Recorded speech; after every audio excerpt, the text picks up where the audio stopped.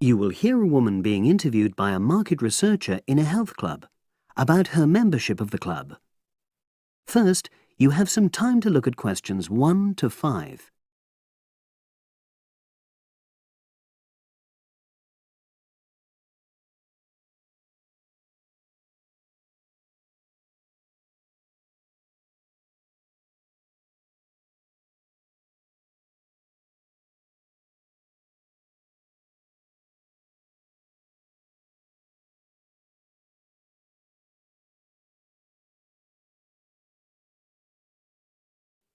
Now we shall begin. You should answer the questions as you listen, because you will not hear the recording a second time. Listen carefully and answer questions 1 to 5. Oh, excuse me. I wonder if you'd have the time to take part in some market research. What's it about? About this club and your experiences and opinions about being a member. It'll take less than 5 minutes. Oh, OK then, as long as it's quick. Can I start by taking your name? It's Selina Thompson.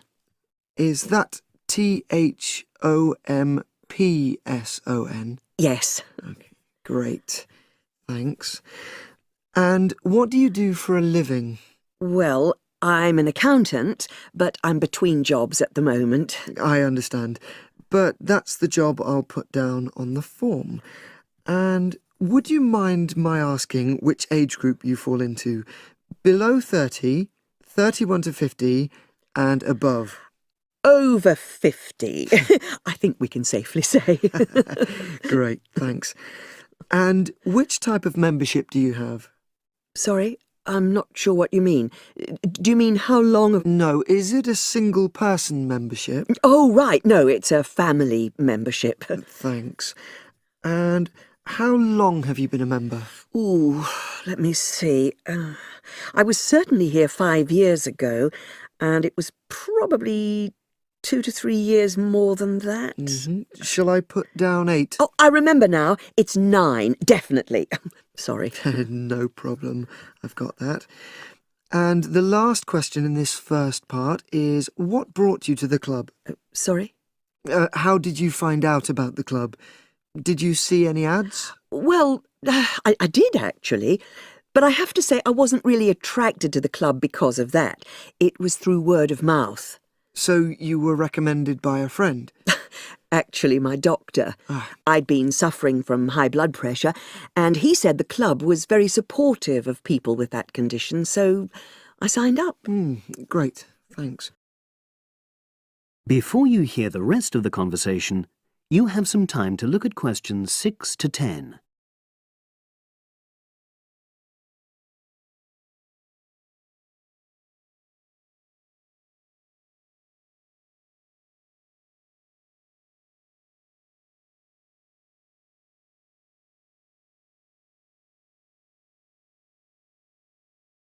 Now listen and answer questions 6 to 10.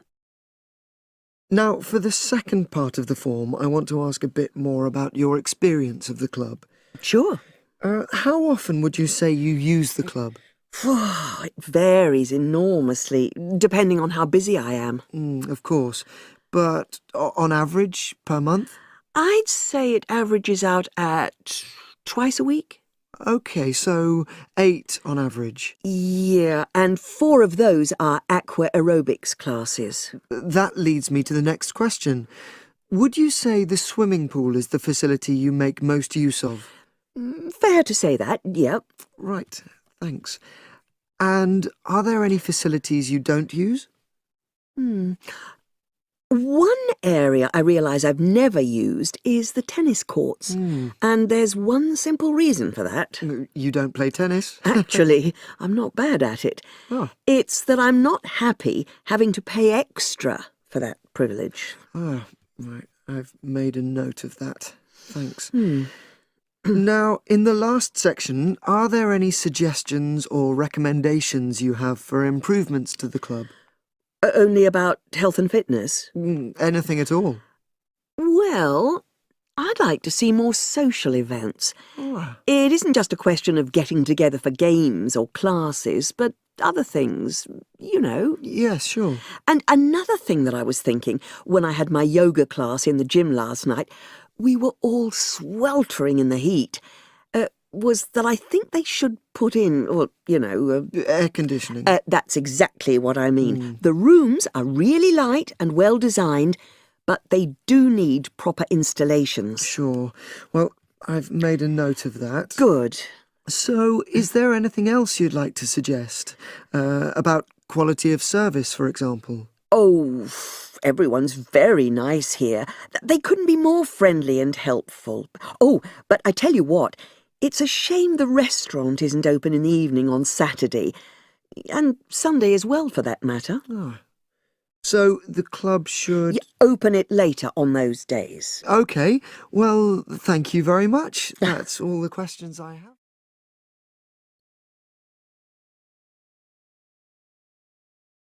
That is the end of part 1. You now have half a minute to check your answers.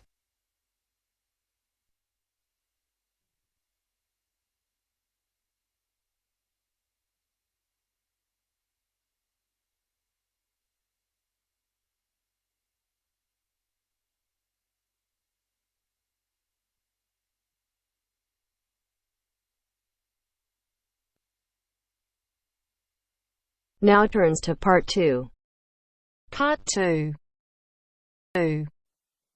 You will hear part of a podcast for visitors to the popular holiday region called the Trelaw Valley. First, you have some time to look at questions 11 to 14.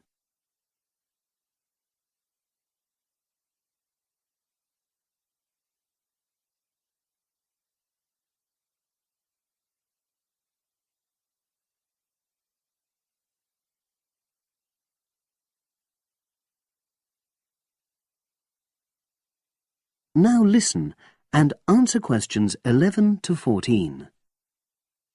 The valley and estuary of the River Trelaw forms an unspoilt, beautiful landscape, rich in both wildlife and sites of historic interest. There are many ways to explore the area, and public transport links are good. It is possible to leave your car behind and travel by boat, train, or bus, with just short walks in between stops. The Trelaw Valley Passenger Ferry runs between villages along the river estuary and provides a link with a train station at Barry, which is about 10 minutes' walk from the riverside village of Calton. In the past, the river was the main form of transport in the area, and as in the past, today's ferry service operates according to nature. The river estuary is tidal, and so the ferry timetable differs from day to day, according to the times and height of the tide. The ferry is also seasonal, normally running between April and September, depending on the weather. A timetable for the whole year can be downloaded from the internet by visiting www.trelawferry.co.uk. If you just want to sit and relax and enjoy the lovely scenery, you can take a river cruise to Calton and back from the nearby city of Plymouth. In the past, steamships brought early tourists along the same route. Queen Victoria and her family enjoyed such a trip in 1856. The journey is quicker these days. The round trip takes between 4 and 5 hours, depending on tides and weather. If you prefer, you can travel upriver by boat and return to Plymouth by train. All cruise boats and trains have wheelchair access. For more information and for departure times, ring Plymouth Boat Cruises on 017-528-23104. Trains run several times a day throughout the year between Calton and Plymouth, with various stops in between. They are used by both local commuters and tourists who want to enjoy the beautiful scenery. The highlight of the journey is crossing the river on the stunning viaduct, which was built at the beginning of the 20th century and towers 120 feet over the water. It is unnecessary to book, and tickets can be bought on the train. For information about fares and timetables, contact National Rail Enquiries by phone or online. The bus service in the Trelor Valley now connects all train stations and villages in the area. Especially for holidaymakers, there's a Rover ticket which can be used at weekends and on national holidays and allows unlimited journeys on those days. The Rover ticket provides great value for money and is now even cheaper than it was last year. An adult ticket costs £5.50 a day. Senior citizens can travel for £4.50, and a family ticket for up to 5 people costs just £12. Tickets can be bought on the bus.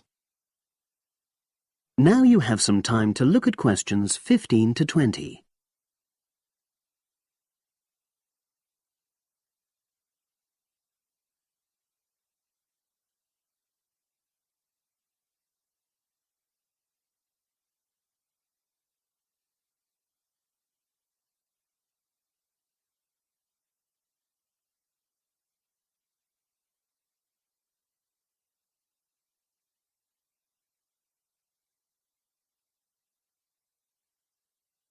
Now listen and answer questions 15 to 20.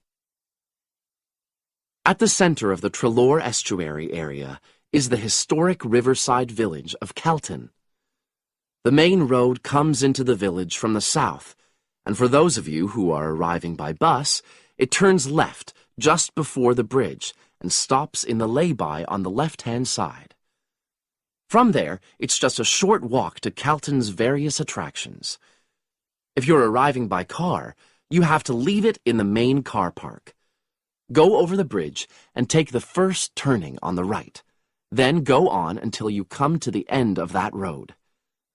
It's the only place to park in Calton, but there's no charge.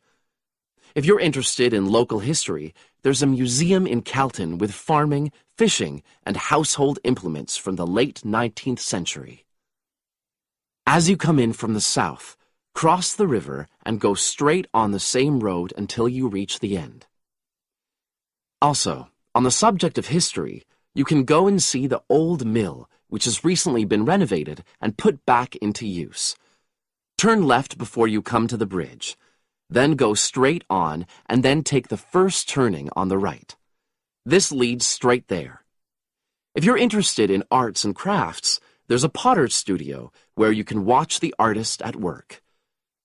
After crossing the bridge, turn left, and it's the second building on the left. Finally, when you feel in need of refreshments, there's a cafe opposite the old boathouse and a picnic area near the mill.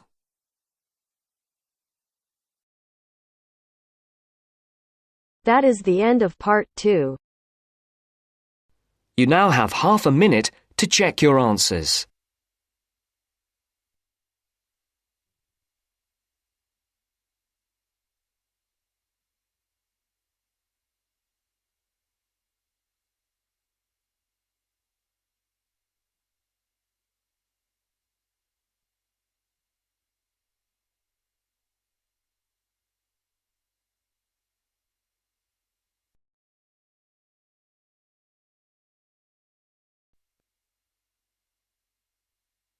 Now turns to part 3. Part 3.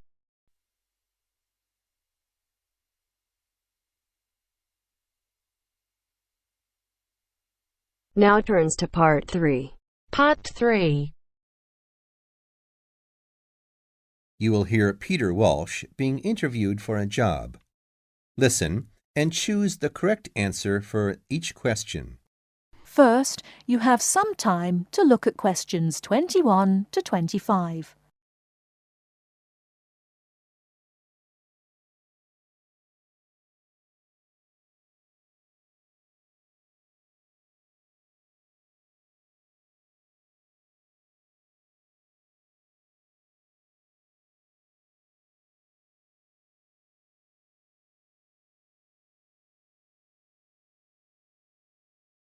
Now listen carefully and answer questions 21 to 25. Joanne! Hi, you must be Rob. Nice to meet you. So, I hear you're planning to visit Australia. Yeah, and I really wanted to talk to you because I was thinking of spending some time in Darwin, and my sister told me you're from there. That's right. So, tell me about it. Well, where shall I start? Well, Darwin's in what they call the top end, because it's right up at the northern end of Australia, and it's quite different from the rest of Australia in terms of cultural influences.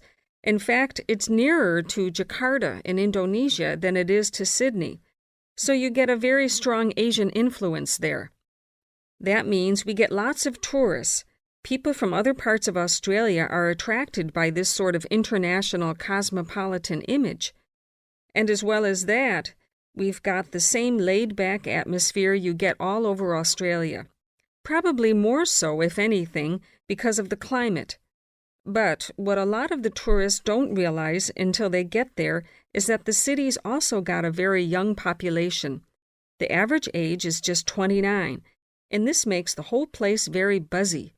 Some people think that there might not be that much going on as far as art, music, dancing, and so on are concerned, because it's so remote. I mean, we don't really get things like theater and opera in the same way as cities down in the south, like Sydney, for example, because of the transport expenses. But in fact, what happens is that we just do it ourselves. Lots of people play music, classical as well as pop, and there are things like artist groups and writers groups and dance classes. Everyone does something. We don't just sit and watch other people. You said it's very international. Yeah, they say there are over 70 different nationalities in Darwin. For instance, there's been a Chinese population there for over 100 years. We've even got a Chinese temple. It was built way back in 1887, but when a very bad storm, a cyclone in fact, hit Darwin in the 1970s, it was almost completely destroyed. The only parts of the temple that survived were part of the altars and the stone lions, but after the storm, they reconstructed it using modern materials. It's still used as a religious center today, but it's open to tourists too, and it's definitely worth going to see it. Oh, and as far as getting around goes, you'll see the places that advertise bicycles for hire, but I wouldn't recommend it. A lot of the year, it's just so hot and humid. Some tourists think it'll be fine because there's not much in the way of hills and the traffic's quite light compared with some places, but believe me, you're better off with public transport. It's fine and not expensive. Or you can hire a car, but it's not really worth it. What's the swimming like? Well, there are some good beaches, but the trouble is that there's this nasty creature called the box jellyfish, and if it stings you, you're in bad trouble. So you have to be very careful most of the year, especially in the winter months. You can wear a lycra suit to cover your arms and legs, but I wouldn't like to risk it even so, personally. And there are the saltwater crocodiles, too. I mean, I don't want to put you off. There are protected swimming areas netted off where you'll be safe from jellyfish and crocs, or there are the public swimming pools. They're fine, of course. Before you hear the rest of the talk, you have some time to look at questions 26 to 30.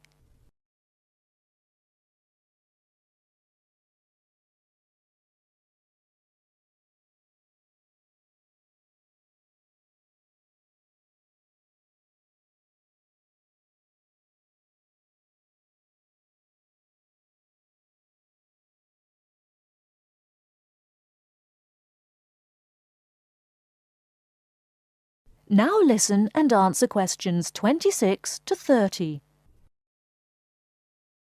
And answer the questions. Please sit down, Mr. Walsh. My name's Jane Swain, and I'm the personnel manager. Hello, how do you do? Now, this is just a short preliminary interview. I'd like to chat about your present job and what you've done up till now. Yes, of course. Well, could you tell me how long you've had your present position in Weston's? It is Weston's, isn't it? Yes, that's right. I am not sure. Let's see. I left university in 2005. Is that right? Yes, 2005. Then I was unemployed for about 3 months. And then I traveled round America for a few months. So, yes, it must be about 3 years now, in fact. Yes. And have you any particular reason for wanting to change jobs? I mean, why do you want to move? Well, I actually like my present job and still find it interesting and stimulating.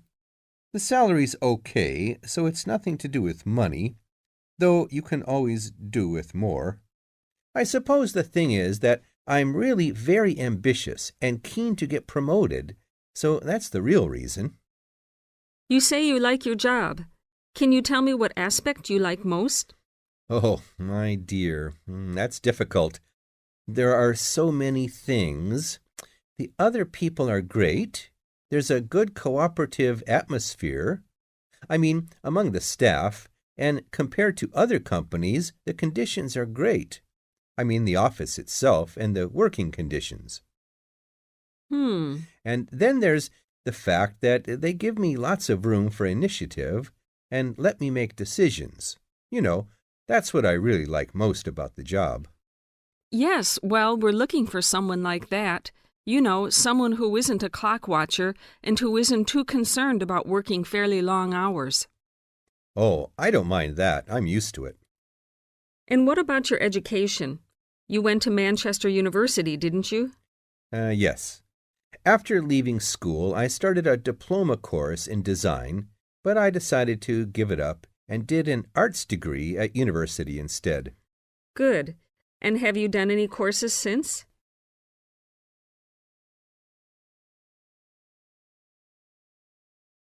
That is the end of part 3. You now have half a minute to check your answers.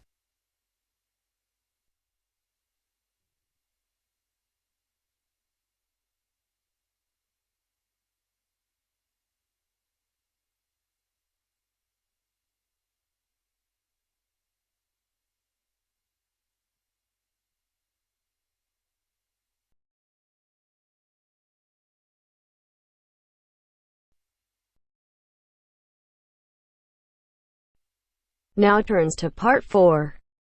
Part 4. You will hear a talk about memory in babies and young children. First, you have some time to look at questions 31 to 40.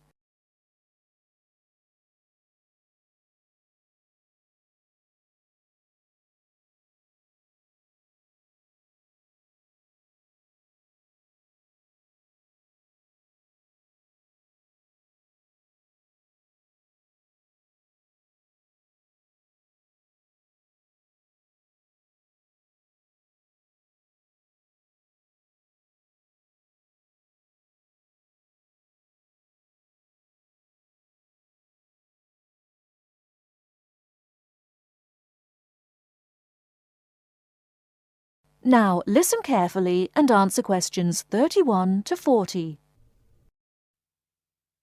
We're going to look today at some experiments that have been done on memory in babies and young children. Our memories, it's true to say, work very differently, depending upon whether we are very old, very young, or somewhere in the middle. But when exactly do we start to remember things? And how much can we recall? One of the first questions that we might ask is, do babies have any kind of episodic memory? Can they remember particular events? Obviously, we can't ask them, so how do we find out? Well, one experiment that's been used has produced some interesting results. It's quite simple and involves a baby in its cot, a colourful mobile, and a piece of string. It works like this.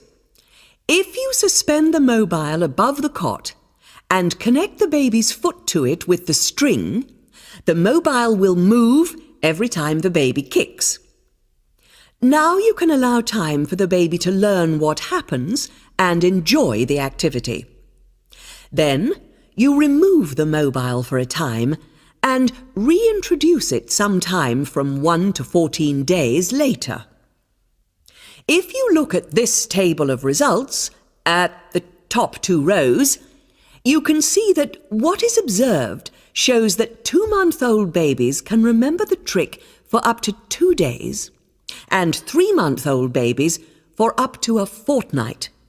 And although babies trained on one mobile will respond only if you use the familiar mobile, if you train them on a variety of colours and designs, they will happily respond to each one in turn. Now, looking at the 3rd row on the table, you will see that when they learn to speak, babies as young as 21 months demonstrate an ability to remember events which happened several weeks earlier. And by the time they are 2, some children's memories will stretch back over 6 months, though their recall will be random, with little distinction between key events and trivial ones. And very few of these memories, if any, will survive into later life. So, we can conclude from this that even very tiny babies are capable of grasping and remembering a concept. So, how is it that young infants can suddenly remember for a considerably longer period of time? Well, one theory accounting for all of this, and this relates to the next question we might ask, is that memory develops with language. Very young children with limited vocabularies are not good at organising their thoughts. Though they may be capable of storing memories, do they have the ability to retrieve them? One expert has suggested an analogy with books on a library shelf. With infants, he says, it's as if early books are hard to find because they were acquired before the cataloguing system was developed. But even older children forget far more quickly than adults do. In another experiment, several 6-year-olds, 9-year-olds, and adults were shown a staged incident. In other words, they all watched what they thought was a natural sequence of events. The incident went like this. A lecture, which they were listening to, was suddenly interrupted by something accidentally overturning. In this case, it was a slide projector. To add a 3rd stage, and make the recall more demanding, this accident was then followed by an argument. In a memory test the following day, the adults and the 9-year-olds scored an average 70%, and the 6-year-olds did only slightly worse. In a retest 5 months later, the pattern was very different. The adults' memory recall hadn't changed, but the 9-year-olds had slipped to less than 60%, and the 6-year-olds could manage little better than 40% recall. In similar experiments with numbers, digit span is shown to vary. That is the end of part 4. You now have half a minute to check your answers.